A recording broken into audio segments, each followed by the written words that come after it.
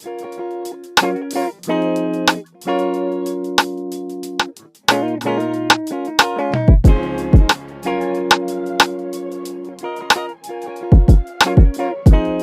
March in Boulder, Colorado, there was a massive shooting where 10 people ended up dead.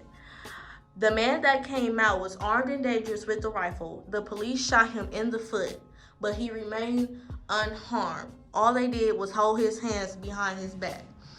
But in the same state, a man named Elijah McCain got choked out by the police because he apologized that he did nothing wrong. This man ain't have no gun on him, no nothing. And Elijah was the black man, right? Yes, Elijah was the black man, and he's probably no more than 6 feet tall, and he's skinny than a mug. Versus this man being two of y'all, the white man who shot up 10 people, and he's two of y'all. Special treatment.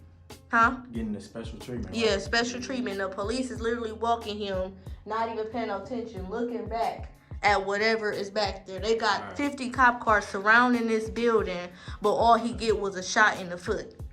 So let me get y'all opinion about that. So what's the difference between this black man getting choked out for apologizing for doing nothing, and this Caucasian man getting shot in the foot when there's 50 police cars outside? I like to start with just saying I'm a believer in defunding the police. Throughout, my time here, all I've seen, in my interactions with police or seeing police in general, it has never been a positive connotation behind it. And if in the solemn sites that I've seen police in a good light, it was backed by bigger wrongs that have occurred in society by police versus civilian acts. And every time I see it, it's always another reason for me as a black man, or me, or just us as black people, a black caucus, to not want to deal with police, because constantly, every time they prove that they're not on our side. It's never been a time where I could feel comfortable enough to say, oh no, but that policeman different, because 9 times out of 10, they all in the same ranks, and it's like they the big gangs, it's the local gangs, Legal gangs. they the legal gangs, right? And the entire police system itself, the prison system itself, was built on oppressing people of color, right? Like police originally were a slave catcher. Yeah, they originated from slave catchers. So me having that knowledge and see what it's progressed to today, it's not much changed since then, right? It's just a different approach that we go about it now. That now they got the papers in, they go through trials and whatnot. But every time, it seems that black people are disproportionately put into the prison systems, done wrong, right, murdered, day-to-day basis. My sister just talked to me just today, another girl just got killed. Do you see that thing on Twitter? Another girl got killed, I think she was talking about the girl who had the knife, and I'm like, I just recently, it was a dude who had sprayed up people in riots with an AK-47, and he was just, free. He was just free recently, because he was younger. Yeah, it was a white dude, strapped up, AK, spraying people out. I don't know, he got 6 months or something like that, and he got out because he was younger or something like that. And I'm like, every day, it's another reason for me to not give my vote to y'all. So I'm a firm believer in defunding the police. I don't think that they have ever truly been on our side, and I don't think the way the system was built that they could ever be on my side. So how I feel about those situations is just another day in the life of being in the Black Caucus in a country that was founded on discriminating against people like me. Yeah, I definitely, I agree too. I don't really, for me, I'm the type of person to where I don't really hate nobody, but I just hate, I can say I hate actions, you know what I'm saying? So I feel like with them two situations, obviously it's unfortunate, but one of the things I had to learn personally is that at the end of the day, Man, I'm a real spiritual person too, so like I understand that ultimately the world is always gonna be more bad than good. You know what I'm saying? More negative than positive. So, and knowing that the devil is so active, you know what I'm saying, especially in the police force. So, and knowing where everything originates from with the police, you know what I'm saying, the majority of them being white and stuff like that, naturally, because of racism still being an active spirit, you know what I'm saying, it's still an active spirit. I believe that's why it's always going to be targeted towards us, like the negative, evil energy. So it don't surprise me because I know that that's what they've been showing us. And like you were saying, it's just it's just legal now and it's okay. And it's like with social media and everything now, it's just put in front of everybody's face to where it's like, that's what it is. So it's sad, but I don't agree with none of that. And it's crazy because you see it on social media trending all the time when it's like it's not like a trendy thing, it's our reality, and it's like it's not a day where I feel like my people can walk these streets at peace and not worry about will I be next. Okay, so on top of that, Daunte Wright was killed in a traffic stop minutes away from where George Floyd died. He got pulled over because he had expired plates. The officer has been on the police force for 26 years. Keep that in mind, 26 years. She said that I don't want to call it excuse, but she said that she accidentally pulled out her gun. She meant to pull out her taser. And she said that was an accident. But you've been on the force for 26 years. And I was talking to somebody at my job about this. And he was like, my brother's a cop. You got your gun on one side and your taser on the other. They look completely different. So how in the world you been on the force for 26 years and all of a sudden you accidentally shoot somebody? So can I get your opinion on that situation? I feel like when I think that just be cover-ups of people who make racist actions, right? And then it's like they think they credible because they have this amount of years in the force. Well, if you've been on the force for this amount of years, then you should know.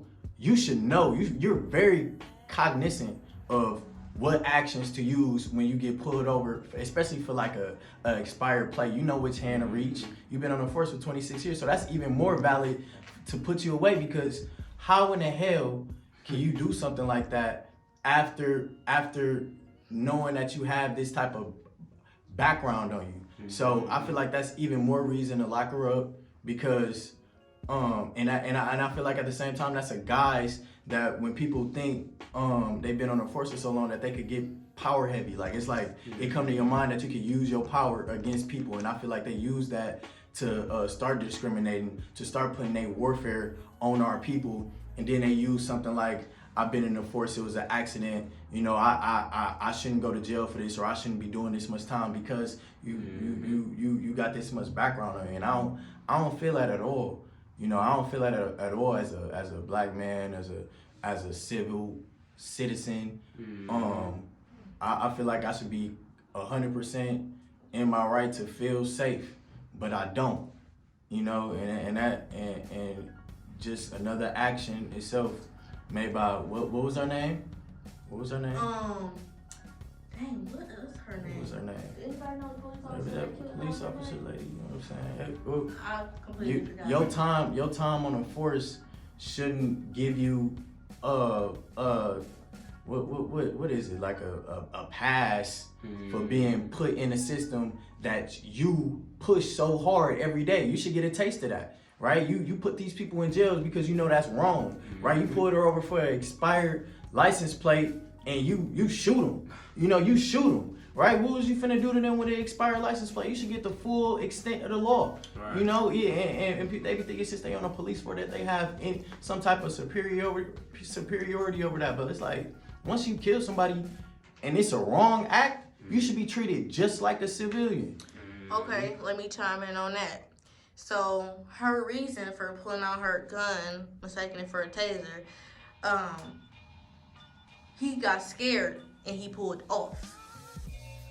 So, do you think that him pulling off still gave her a right to do that? Even though he shouldn't have pulled off, knowing what we go through in America and Right. knowing how they treat us. You know, it's just like, it's a automatic, what you call that? It's like a fight or flight instinct. Yeah, It's fight or like- flight. So it's like, if you see the police, the first thing that come to our minds is Yeah, go on right. about your day, you know, or walk away. Right. Try to stay far as possible. So maybe that was his instinct, like, you know, I'm not trying to get in no type of trouble. It didn't give him the right to pull off. But that was the main, that was the trigger.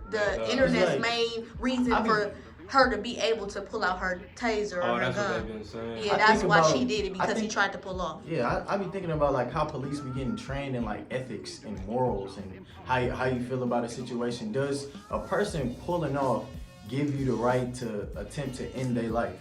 You know, like I feel like people should think about that. Like, okay, he ran away from me, so that gave me full right to kill him.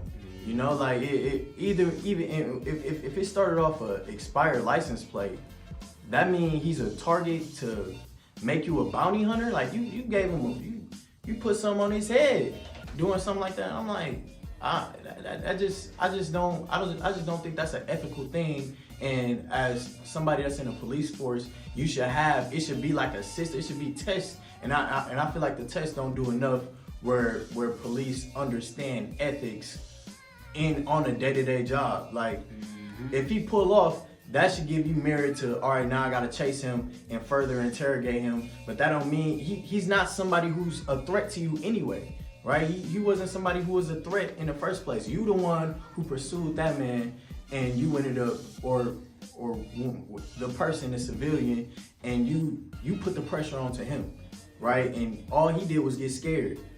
That's all he did. He got scared, and that gave you the right to, you know, attempt on his life. That don't make no sense to me.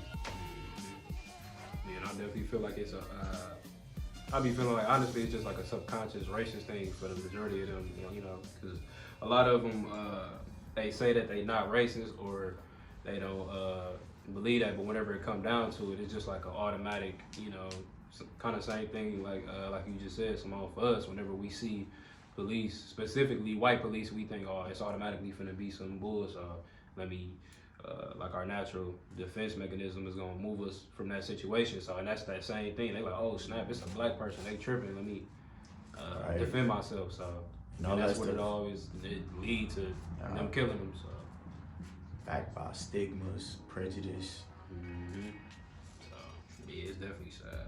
sometimes predisposed stereotypes that they shouldn't be following, because they should know the civilian versus, you know, what's fed into them by the media too. On Tuesday, April 20th, we finally got justice for George Floyd. A year ago, he was murdered on live streaming video. The officer was putting his knee in the man's neck while he was screaming, "I can't breathe." And the man was guilty on all 3 counts. But the same day, this 16-year-old girl named Makhia Bryant gets shot by the Columbus police. She called the police for help because 2 girls were attacking her. This girl is only 16 years old, so she calls the police for help, and she has a knife to defend herself. So in in a regular person's mind, if for instance, Robert, somebody at your door, 2 dudes come and bang on your door like, nigga, come outside. You not finna use your fist when it's 2 of them and 1 of you. Of course you're gonna think, okay, I need to get them away. I need to, you know? So of course you're gonna have to use self-defense. So her calling police for this man to protect her, for this man to make these girls stop harassing her and stop attacking her. So her trying to defend herself, this man shoots her 4 times in the chest. And I don't know if y'all seen the video, but it was like when she got shot, they wasn't even trying to help the girl. They was just standing there. Like when ain't nothing happened. They wasn't doing no CPR or nothing. So she ended up dying at the hospital. So can I get y'all opinion about that situation? I just think it's another example of people that's supposed to protect us is harming us instead. this is like a 15-year-old girl. What do you need to shoot her 4 times in the chest for? Like, I think I heard he didn't even make himself known that he was there, the cop. Like, he just came, seen what was happening, he just started shooting her because she had the knife. Like, he didn't properly assess the situation. He didn't, like, could have shot a warning shot into the air, let it know he was there. But instead, his first thought was just shoot, like, just shoot. And he wasn't, the girl was not aiming at him. She wasn't near him. They was Like, he had no reason to fear for his life. Yep, they was like 6 feet apart. Probably more than that. But yeah, he wasn't, the girls was actually on her and she was trying to defend herself. So instead of shooting the girls or at least trying to de-escalate the situation or detain the girls that was on top of her, he decides to shoot her just because she had the knife. So what is you guys' opinion on that? I definitely feel like it could have been handled a different way. I just feel like it was just an excuse to kill another black person. She wasn't even aimed towards the cop or anything, so it's just an excuse to kill another black person. It just shows another example how trigger happy cops be. They too weak-minded to properly assess the situation, like to think of something besides pulling their gun first. They don't think about grabbing a taser or anything else besides that. Always like the gun first. Do you guys think you can be born racist or is it taught from your parents or guardian or whoever? Racism that's be taught. That's like being born knowing how to speak. You gotta learn how to speak. They go teach you like hate, and all you gonna know is hate. Like hate is taught. It's definitely taught because people don't know no better when they kids. So like you can have a black kid right here and a white kid, they won't even know the difference. And it's definitely taught. From hate, it's like just hate. It's not taught. When kids all be in kindergarten class, they all be friends, hanging out together and all that. They don't become they don't get hateful thoughts. Their parents are putting it into their head like, oh, you can't hang with him anymore. Like, why? He's a different color than you. He's not good as you. Like, you can't get close to him. So I was watching this video. This was a while ago. This was super old, but this just popped up in my head. So I was watching this video, and these white people were having a I don't know what you would call it, like a KKK party, and they had these Confederate flags and the white hats, you know, what the KKK were. And a black lady was recording it, and she was like, you know, I'm gonna post this on Instagram Live. And it was a white teacher. She was kind of older, and she worked in the inner city. And she goes to say, you can record all you want, because I'm gonna teach my kids and my grandkids to hate all of y'all. So, what do you guys think about that? It's just ignorance being passed down to another generation. I think it's just disgusting. And like the first question you said, it's being taught to kids. It's even more disgusting because now they're just getting even more open with it. Yeah. At first, they was real marching in the streets, preaching the hate, and they went low for a while. Now they're just back front and center with it, and even more prideful. It seems like they starting like Facebook groups, having parties now, getting tattoos of it. I remember I was at a state fair. I seen a guy with a Confederate flag tattoo on his calf that said "Try to burn this one." Oh wow. It's they really getting even more bold and prideful.